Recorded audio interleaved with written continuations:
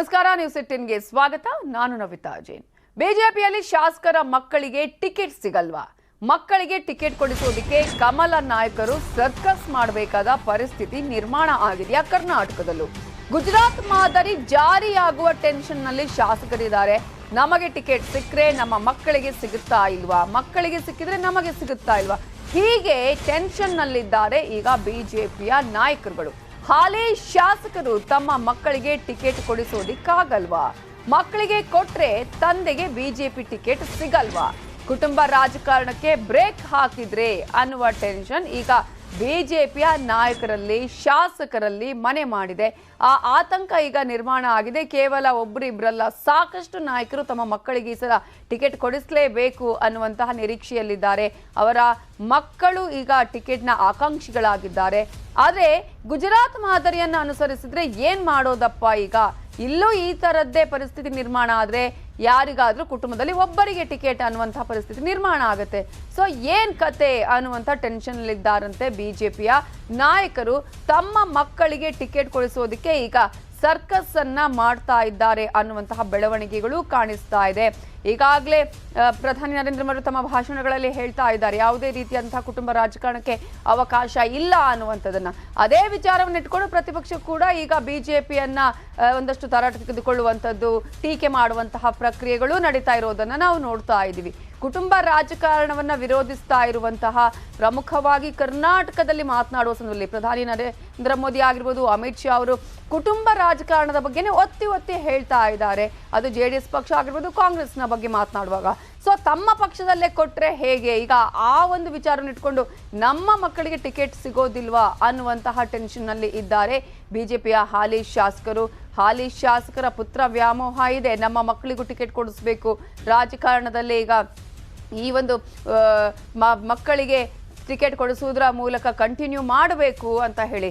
But ticket ಆಕಾಂಕ್ಷಿಗಳ ಅವರ ಪುತ್ರರಿಗೆ ticket ಸಿಕ್ಕಲ್ವಾ ಅಥವಾ ನಮಗೆ ಸಿಗಲ್ವಾ ಅನ್ನುವಂತಹ ಆತಂಕ ಈಗ ಇಲ್ಲಿನ ಬಿಜೆಪಿ ನಾಯಕರಲ್ಲಿ ಉಂಟಾಗಿದೆ.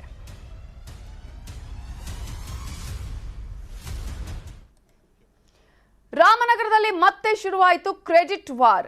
HDK versus Ashwath Narayan credit fight. Ramanagara ಜಿಲ್ಲಾಸ್ಪತ್ರೆಯ ಉದ್ಘಾಟನೆ ನಡೆಯುತ್ತೆ ಇವತ್ತು. ಆ ಉದ್ಘಾಟನೆಯ ವಿಚಾರದಲ್ಲೂ ರಾಜಕೀಯ ಬಹಳ ಜೋರಾಗಿ ಕಾಣಿಸ್ತಾ ಇದೆ. ಇವತ್ತು ಉದ್ಘಾಟನೆ ಆಗ್ತಾ ಇರೋದು ರಾಮನಗರ ಜಿಲ್ಲಾಸ್ಪತ್ರೆ. ಆರೋಗ್ಯ ಸಚಿವ ಡಾಕ್ಟರ್ ಕೆ ಸುಧಾಕರ್ ಭಾಗಿಯಾಗಲಿದ್ದಾರೆ. ಉದ್ಘಾಟನೆ ನಡೆಯುತ್ತೆ. ಕಾರ್ಯಕ್ರಮದಲ್ಲಿ ಭಾಗಿಯಾಗಲಿದ್ದಾರೆ ಮಾಜಿ ಸಿಎಂ HD ಕುಮಾರಸ್ವಾಮಿ ಅವರು. ಆಸ್ಪತ್ರೆ ಕಟ್ಟಿಸಿದ್ದು ನಾವು, ನಮ್ಮ ಶ್ರಮ ಅಂತ ಹೇಳ್ತಿದ್ದಾರೆ HDK. ವೇದಿಕೆಯಲ್ಲೇ ಇವತ್ತು ವಾಕ್ ಸಮರಕ್ಕೆ ಕಾರಣ ಆಗತ್ತಾ ಅಂತ. ಕೆಲ ಹೊತ್ತಲ್ಲೇ ಆಸ್ಪತ್ರೆಯ ಉದ್ಘಾಟನಾ ಕಾರ್ಯಕ್ರಮ ಇರುತ್ತೆ. ಹಾರೋಹಳ್ಳಿಯ ಕಾರ್ಯಕ್ರಮಕ್ಕೆ ರಿವೆಂಜ್ ಆಗುವ ಚಾನ್ಸಸ್ ಇದೆಯಾ ಇವತ್ತಿನ ಕಾರ್ಯಕ್ರಮ? ಮೊನ್ನೆ ನಾವು ನೋಡಿದ್ವಿ, ವೇದಿಕೆಯಲ್ಲೇ ಅಶ್ವಥ್ ನಾರಾಯಣ್ ಅವರು, ಅನಿತಾ ಕುಮಾರಸ್ವಾಮಿ ಅವರು ಯಾವ ರೀತಿಯಾಗಿ ವಾಕ್ ಸಮರ ಮಾಡಿದ್ರು, ಪ್ರತಿ ಟೀಕೆಯನ್ನ ಮಾಡಿದ್ರು ಅಂತ ಹೇಳಿ ಟಾಕ್ ಫೈಟ್ ಅಂತೂ ಬಹಳ ಜೋರಾಗಿತ್ತು. ಸೊ ಈಗ ಅಶ್ವಥ್ ವಿರುದ್ಧ ಕಿಡಿಕಾಡ್ತಾರ ಕುಮಾರಸ್ವಾಮಿ. ಮೊನ್ನೆನೇ ಅನಿತಾ ಕುಮಾರಸ್ವಾಮಿ ವೇದಿಕೆಯಲ್ಲಿ ಹೇಳ್ತಾ ಇದ್ರು, ಒಂದು ವೇಳೆ ಈಗ ಕುಮಾರಸ್ವಾಮಿ ಅವರು ಏನಾದ್ರೂ ಇದ್ದಿದ್ರೆ ಇಲ್ಲಿ ಯಾರು ಬಾಯಿ ಬಿಚ್ಚುತ್ತಾ ಇರ್ಲಿಲ್ಲ, ಇಷ್ಟು ಮಾತಾಡ್ತಿರ್ಲಿಲ್ಲ, ಹಾರಾಡ್ತಿರ್ಲಿಲ್ಲ ಅಂತ ಹೇಳಿ. ಸೊ ಇವತ್ತು ಕುಮಾರಸ್ವಾಮಿ ಅವರು ಈ ಕಾರ್ಯಕ್ರಮಕ್ಕೆ ಹೋಗ್ತಾ ಇದ್ದಾರೆ. ಇವತ್ತು ಅಂಥದ್ದೇ ಘಟನೆ ನಡೆಯುತ್ತಾ, ಮತ್ತೆ ಸಾಕ್ಷಿ ಆಗತ್ತಾ ವೇದಿಕೆ ಅನ್ನುವಂತಹ ಪ್ರಶ್ನೆ ಈಗ ಇದೆ. ಎರಡನೇ ತಾರೀಕಿನ ಜಿಲ್ಲಾ ಆಸ್ಪತ್ರೆ ಉದ್ಘಾಟನೆ, ಅದು ನನ್ನ ಕೂಸು. ಈಗ ಅವ್ರು ಉದ್ಘಾಟನೆಗೆ ಬರ್ಬೋದು. ಇದಕ್ಕೆ 2009ರಲ್ಲೇ 30 ಕೋಟಿ ಹಣ ತಂದಿದ್ದು. 2009ರಲ್ಲೇ 30 ಕೋಟಿ ಹಣ ತಂದು ಫಿಕ್ಸೆಡ್ ಡೆಪಾಸಿಟ್ ಇಟ್ಕೊಂಡಿದ್ರು. ಕೊನೆ ಹಂತದಲ್ಲಿ ಮಹದೇವಪ್ಪನವರು ಆಗ PWD ಮಿನಿಸ್ಟರ್ ಇದ್ದರು. ನಾನೇ ಕೊನೆಗೆ ಒತ್ತಡ ಹಾಕಿ ಅಲ್ಲಿ ಮತ್ತೆ ಜನಗಳಿಗೆ ಹಿಂಸೆ ಆಗೋದು ಬೇಡ ಅಂತೇಳಿ PWD ಜಾಗವನ್ನು ತೆರವುಗೊಳಿಸಿ ಅಲ್ಲಿ ಆಸ್ಪತ್ರೆ ಕಟ್ತಕ್ಕಂಥ ಚಾಲನೆ ಕೊಡ್ತಿದ್ದೀವಿ.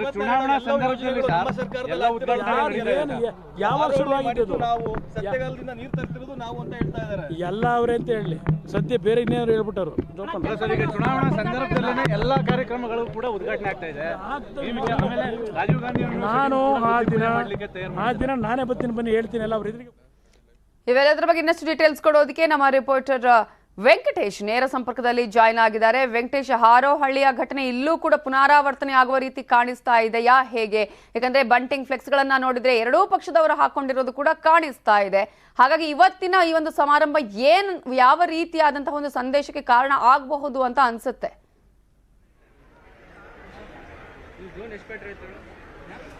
ನವಿತಾ, ಏನಂದ್ರೆ ಇವತ್ತು ರಾಮನಗರ ಜಿಲ್ಲಾ ನೂತನ ಆಸ್ಪತ್ರೆ ಉದ್ಘಾಟನೆ ಸಮಾರಂಭಕ್ಕೆ ಈಗಾಗಲೇ ರಾಮನಗರದ ಶಾಸಕಿ ಅನಿತಾ ಕುಮಾರಸ್ವಾಮಿ ಅವರು ಅಧ್ಯಕ್ಷತೆಯನ್ನು ವಹಿಸಿದ್ರೆ ಈ ಒಂದು ಆಸ್ಪತ್ರೆ ಉದ್ಘಾಟನೆಯನ್ನ ಆರೋಗ್ಯ ಸಚಿವ ಸುಧಾಕರ್ ಅವರು ನೆರವೇರಿಸ್ತಾರೆ. ಹಾಗೆ ಜಿಲ್ಲಾ ಉಸ್ತುವಾರಿ ಸಚಿವ ಅಶ್ವಥ್ ನಾರಾಯಣ ಅವರು ಭಾಗಿಯಾಗ್ತಾ ಇದ್ದಾರೆ. ಪ್ರಮುಖವಾಗಿ ಮಾಜಿ ಮುಖ್ಯಮಂತ್ರಿ ಎಚ್ ಡಿ ಕುಮಾರಸ್ವಾಮಿ ಅವರು ಈ ಸಮಾರಂಭಕ್ಕೆ ಭಾಗಿಯಾಗ್ತಾ ಇದ್ದಾರೆ.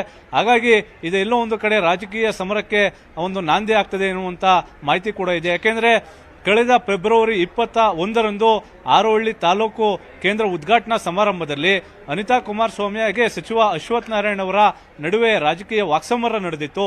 ಅಂದರೆ ರಾಮನಗರದ ಅಭಿವೃದ್ಧಿಯ ವಿಚಾರವಾಗಿ ನಾವು ಅಭಿವೃದ್ಧಿ ಮಾಡಿದ್ದೇವೆ ಎನ್ನುವಂತ ವಿಚಾರವನ್ನ ಇಬ್ಬರು ಕೂಡ ಪ್ರಸ್ತಾಪವನ್ನ ಮಾಡಿದ್ರು. ಈ ವಿಚಾರವಾಗಿ ಸಾಕಷ್ಟು ಇಬ್ಬರ ನಡುವೆ ಒಂದು ಮಾತಿನ ಚಕಮಕಿ ನಡೆದಿತ್ತು. ಆದರೆ ಅನಿತಾ ಕುಮಾರಸ್ವಾಮಿ ಅವರು ಮಾತನಾಡುವಂತ ವೇಳೆ ಅಶ್ವಥ್ ನಾರಾಯಣ ಅವರು ವೇದಿಕೆಯಲ್ಲಿ ಇರಲಿಲ್ಲ. ಅಷ್ಟೊತ್ತಿಗಾಗಲೇ ಅವರು ಮಾತನ್ನ ಮುಗಿಸಿ ಹೊರಟಿದ್ರು. ಆದರೆ ಇವತ್ತು ಶಾಸಕಿ ಅನಿತಾ ಕುಮಾರಸ್ವಾಮಿ ಅವರು ಮತ್ತೆ ಮಾಜಿ ಮುಖ್ಯಮಂತ್ರಿ ಎಚ್ ಡಿ ಕುಮಾರಸ್ವಾಮಿ ಅವರು ಹಾರೋಹಳ್ಳಿಯ ಘಟನೆಯನ್ನ ಈ ವೇದಿಕೆಯಲ್ಲೂ ಕೂಡ ಪ್ರಸ್ತಾಪ ಮಾಡುವಂತ ಎಲ್ಲಾ ಸಾಧ್ಯತೆಗಳು ಇದಾವೆ. ಯಾಕೆಂದ್ರೆ ರಾಮನಗರ ಜಿಲ್ಲಾಸ್ಪತ್ರೆಗೆ ಏನು ಶಂಕುಸ್ಥಾಪನೆಯನ್ನ ನೆರವೇರಿಸಿದ್ದು ನಾನು ಸಿಎಂ ಆದಂತ ಸಂದರ್ಭದಲ್ಲಿ ಇದಕ್ಕೆ ಅನುದಾನವನ್ನ ಕೊಟ್ಟಿದೆ ಎನ್ನುವಂತ ವಿಚಾರವನ್ನ ಈಗಾಗಲೇ ಕುಮಾರಸ್ವಾಮಿ ಅವರು ಚನ್ನಪಟ್ಟಣದಲ್ಲಿ ಪ್ರಸ್ತಾಪವನ್ನ ಮಾಡಿದ್ದಾರೆ. ಹಾಗೆ ವೇದಿಕೆಯಲ್ಲೇ ನಾನೇ ಬಂದು ಎಲ್ಲ ವಿಚಾರಗಳನ್ನ ಸ್ಪಷ್ಟನೆ ನೀಡ್ತೇನೆ ಎನ್ನುವಂತ ಒಂದು ಸವಾಲನ್ನು ಕೂಡ ಹಾಕಿದ್ದಾರೆ. ಈ ವಿಚಾರವಾಗಿ ಅಶ್ವಥ್ ನಾರಾಯಣ ಅವರು ಬರ್ತಾ ಇದ್ದಾರೆ. ಹಾಗಾಗಿ ಇಬ್ಬರ ನಡುವೆ ಒಂದು ಮಾತಿನ ಚಕಮಕಿ ನಡೆಯುವಂತ ಸಾಧ್ಯತೆ ಇದೆ. ಹಾಗೆ ಅನಿತಾ ಕುಮಾರಸ್ವಾಮಿ ಅವರು ಕಳೆದ ಹಾರೋಹಳ್ಳಿಯ ಕಾರ್ಯಕ್ರಮದಲ್ಲಿ ದಾಖಲೆ ಸಮೇತ ಒಂದು ಆರೋಪಗಳನ್ನು ಕೂಡ ಮಾಡಿದ್ರು. ಅದೇ ಈ ಒಂದು ವೇದಿಕೆಯಲ್ಲೂ ಕೂಡ ಮುಂದುವರಿಯುವಂತ ಸಾಧ್ಯತೆ ಇದೆ Navita. Okay, thank you Venkatesh ಡೀಟೇಲ್ಸ್ಗೆ.